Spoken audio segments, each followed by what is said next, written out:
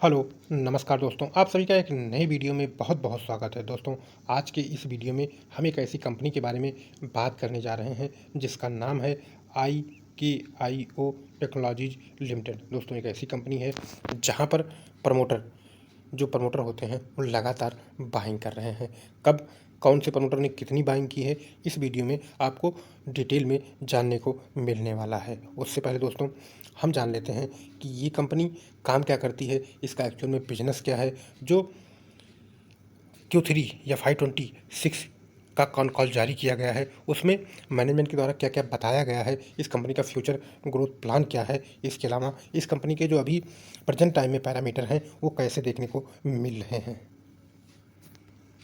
तो दोस्तों, हम वीडियो में आगे बढ़ते हैं और बात करते हैं कंपनी के कुछ पैरामीटर जो कि जानने बहुत ज़रूरी होते हैं। तो दोस्तों, सबसे पहले यदि स्टॉक के पी की बात की जाए तो ये 44.2 के आसपास देखने को मिल रहा है। इंडस्ट्री का जो पी है वो 34.2 है। तो पी के हिसाब से ये कंपनी अभी महंगी देखने को मिल रही है। ROC ROE दोनों पैरामीटर बहुत ज़्यादा अच्छे देखने को नहीं मिल रहे हैं, क्योंकि आप यहाँ पर देख सकते हैं कि ये दोनों पैरामीटर अभी 10 से बहुत कम। ये ROC 8.22 और ROE 5.55 के आसपास देखने को मिला, यानी ये दोनों पैरामीटर अभी बहुत अच्छे नहीं देखने को मिल रहे हैं। इसके पीछे का रीज़न क्या है, आगे हम वीडियो में इसके बारे में भी डिस्कशन करने वाले हैं। कंपनी के जो प्रमोटर हैं उनका कोई भी स्टेक प्लेज नहीं देखने को मिलेगा। ये दोस्तों, डेब्ट टू इक्विटी रेशियो की बात की जाए तो ये पैरामीटर आपको बहुत अच्छा देखने को मिलेगा, क्योंकि आप यहाँ देख सकते हैं कि डेब्ट टू इक्विटी रेशियो 0.10 के आसपास देखने को मिल रहा है। इंटरेस्ट कवरेज रेशियो की बात की जाए तो ये बहुत अच्छा 5 से ऊपर देखने को मिल रहा है। PG रेशियो की बात की जाए तो ये नेगेटिव में देखने को मिल रहा है। ओवरऑल बात की जाए दोस्तों, तो कंपनी के जो अभी पैरामीटर हैं वो बहुत ज़्यादा अच्छे देखने को नहीं मिल रहे हैं। खासकर जो ग्रोथ वाले पैरामीटर होते हैं ROE और ROC, ये दोनों बहुत ज़्यादा अच्छे देखने को नहीं मिल रहे हैं। जबकि कंपनी की जो बैलेंस शीट है वो ओवरऑल स्ट्रांग देखने को मिल रही है।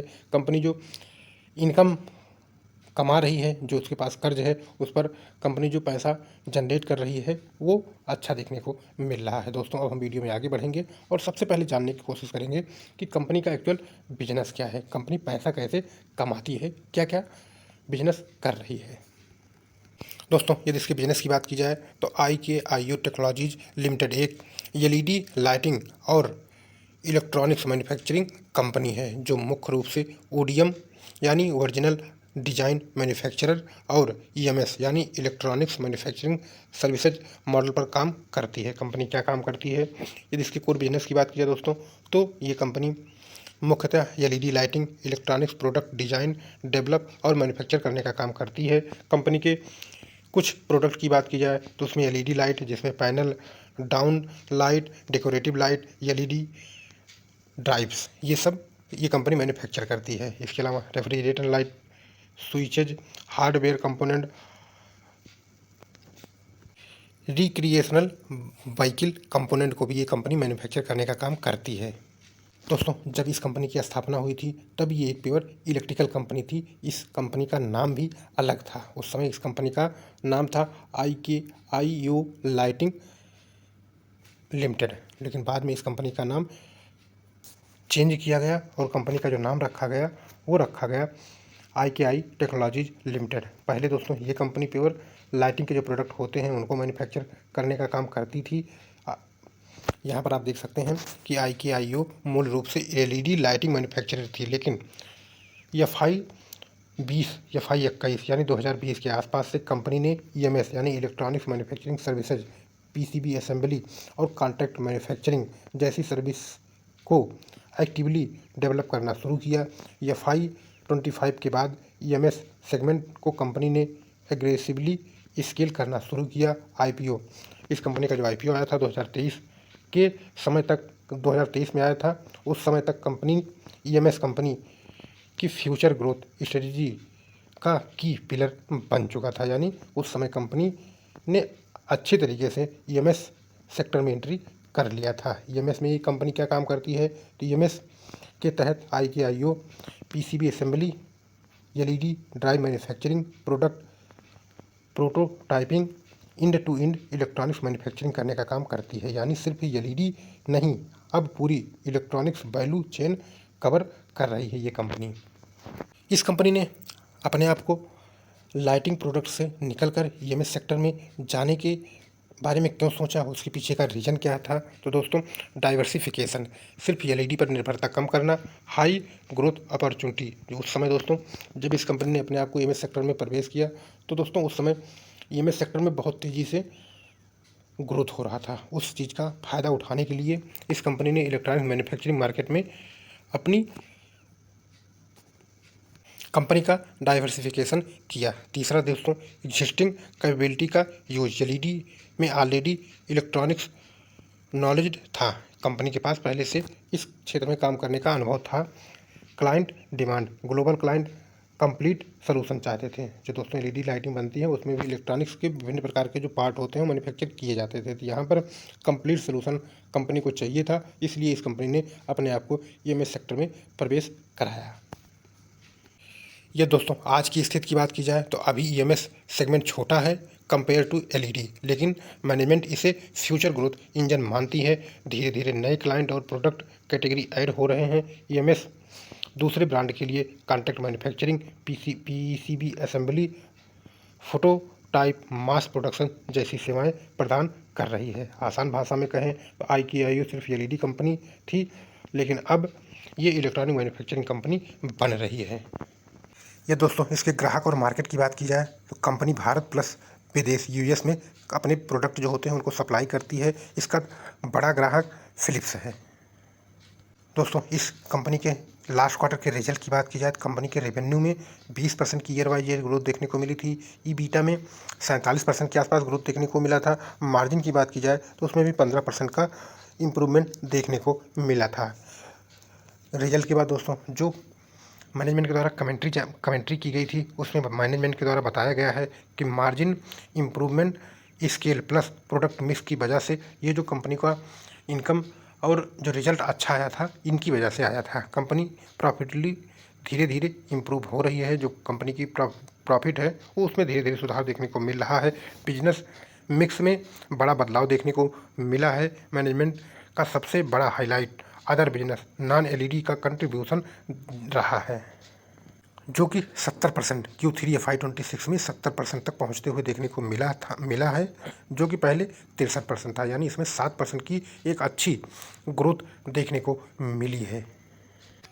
जियोग्राफिक ग्रोथ पर मैनेजमेंट ने बात करते हुए कहा है कि मिडिल ईस्ट में स्ट्रांग ग्रोथ देखने को मिल रही है। यूरोप में धीरे धीरे एक्सपेंशन कर रही है। यूएस में कुछ चैलेंज देखने को मिल रहे हैं जो कि ट्रैफिक और डिमांड इशू से रिलेटेड हैं। दोस्तों मैनेजमेंट ने एक्सपेंशन और कैपेक्स प्लान पर बात करते हुए कहा है कि न्यू फैक्ट्री जो कि 2 लाख स्क्वायर फीट में बनाई जा रही है उस पर काम चल रहा है और ये FY27 तक ऑपरेशनल हो जाएगी। डेली मेनली रेगुलेटरी कारणों से इसमें देरी हो रही है। जो रेगुलेटरी कारण है उसके कारण इसके जो ऑपरेशनल जो इसके पूरा होने में समय लग रहा है वो इसके कारण समय लग रहा है, लेकिन आने वाले समय में ये कंपनी इस मैन्युफैक्चरिंग यूनिट को स्टार्ट कर देगी, जिससे इसका जो कंट्रीब्यूशन रेवेन्यू में है वो जुड़ने लगेगा। दोस्तों ईएमएस डाइवर्सिफिकेशन स्ट्रेटजी पर मैनेजमेंट ने बात करते हुए कहा है कि company actively electronics and EMS में डाइवर्सिफाई कर रही है। न्यू सेगमेंट में कंपनी जो काम करने जा रही है वो है दोस्तों electronic manufacturing. EV related product पर कंपनी का आने वाले समय में फोकस बढ़ने वाला है, क्योंकि दोस्तों सभी को पता है कि आने वाला जो समय है वो ईवी का होने वाला है। इसलिए कंपनी अभी से ही ईवी रिलेटेड जो प्रोडक्ट हैं उन पर फोकस करने का प्लान बना चुकी है। ये दोस्तों ईएमएस सेक्टर की ग्रोथ की बात की जाए तो यहाँ पर आने वाले समय में जो ग्रोथ देखने को मिलने वाली है वो 20 से 22% CAGR के हिसाब से ग्रोथ देखने को मिलने वाली है। इसका मतलब ये है कि इंडस्ट्री बहुत तेज़ ग्रोथ इस इंडस्ट्री में बहुत तेज़ ग्रोथ देखने को मिलने वाली है आने वाले समय में। मैनेजमेंट की तरफ से जो बताया गया दोस्तों वो ये बताया गया है कि FY30 तक जो कंपनी की कैपेसिटी है, मैन्युफैक्चरिंग कैपेसिटी या कंपनी की रेवेन्यू कैपेसिटी, वो 2 से 3 गुना बढ़ सकती है। कंपनी जिस हिसाब से अभी प्लान कर रही है उस हिसाब से सब कुछ एग्जीक्यूट हो गया तो ये दोस्तों कंपनी की पीएनएल की बात करें तो आप देख सकते हैं कि मार्च 2020 में कंपनी की इनकम जो थी वो 220 थी, जो कि अभी टीटीएम में बढ़कर 542 हो गई है। यानी कंपनी की जो इनकम है उसमें आपको एक लगातार अच्छी ग्रोथ देखने को मिल रही है और ये अभी अपने ऑल टाइम हाई के आसपास है। यदि नेट प्रॉफिट की बात की जाए तो नेट प्रॉफिट एक समय पर कंपनी का बहुत अच्छी तरीके से बढ़ा था, लेकिन दोस्तों अभी कंपनी के नेट प्रॉफिट में एक गिरावट देखने को मिल रही है। आप यहाँ देख सकते हैं कि 61 करोड़ तक पहुंच गया था, उसके बाद ये 32 करोड़ अभी, और अभी टीटीएम में 23 करोड़ है। लेकिन दोस्तों उसके पहले आप देखेंगे तो कंपनी का नेट प्रॉफिट भी बहुत अच्छी तरीके से बढ़ा था। तो अभी कंपनी को जो प्रॉब्लम देखने को मिल रही है वो इसके मार्जिन में प्रॉब्लम देखने को मिल रही है, जबकि कंपनी का जो इनकम है वो अच्छी तरीके से बढ़ रहा है। यहाँ पर दोस्तों जब आप इसका कंपाउंड सेल्स ग्रोथ देखेंगे तो इसमें डबल डिजिट ग्रोथ देखने को मिलेगी, लेकिन कंपाउंड प्रॉफिट ग्रोथ की बात करेंगे तो यहाँ पर आपको वो ग्रोथ देखने को नहीं मिलेगी। तो ओवरऑल अभी तक जो देखने को मिला है वो यही मिला है कि कंपनी का जो इनकम है वो अच्छी तरीके से बढ़ रहा है, लेकिन कंपनी में मार्जिन की प्रॉब्लम देखने को मिल रही है। ये दोस्तों कंपनी की बैलेंस शीट की बात की जाए तो कंपनी के पास जो रिजर्व है वो 499 करोड़ का रिजर्व है और रिजर्व लगातार बढ़ रहा है। बोरिंग की बात की जाए तो उसके सापेक्ष बोरिंग सिर्फ और सिर्फ 59 करोड़ के आसपास बोरिंग देखने को मिल रही है। यानी कंपनी की जो बैलेंस शीट है वो बहुत ही ज़्यादा स्ट्रांग देखने को मिल रही है। दोस्तों वीडियो के लास्ट में बात करते हैं शेयर होल्डिंग पैटर्न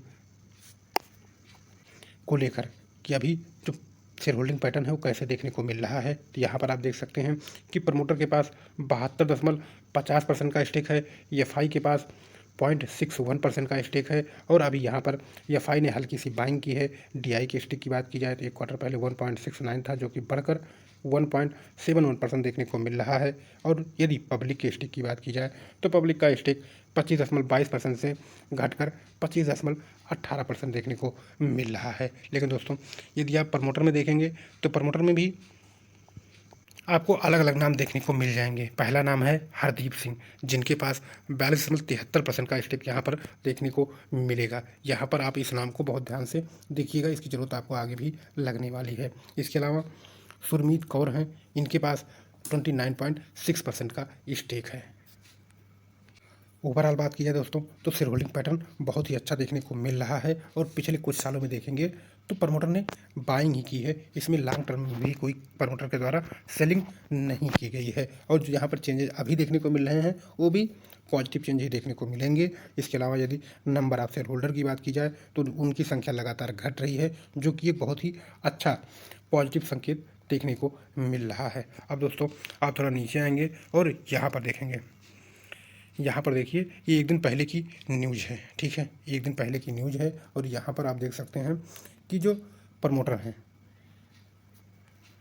उससे पहले दोस्तों आप 26 मार्च की न्यूज़ देखिए। यहाँ पर प्रमोटर के पास प्रमोटर ने अपना स्टेक इंक्रीज किया है और नाम क्या है, हरदीप सिंह के द्वारा यहाँ पर 10,100 शेयर, जो कि होता है 0.0131% बाई किया गया है और अब इनका स्टेक बढ़कर 42.7458% देखने को मिल रहा है। और एक दिन पहले भी यहाँ पर प्रमोटर जो कि हरदीप सिंह हैं, इन्होंने 30,000 शेयर फिर से बाइंग किया है और अब यहाँ पर इनका स्टेक 42.78% देखने को मिल रहा है। तो ओवरऑल देखा जाए दोस्तों तो यहाँ पर प्रमोटर लगातार बाइंग कर रहे हैं, यानी कंपनी में कुछ आने वाले समय में कुछ बड़ा पॉजिटिव होने वाला है। तो दोस्तों आज के इस वीडियो में इतना ही, मिलते हैं नेक्स्ट वीडियो में, तब तक के लिए बाय बाय।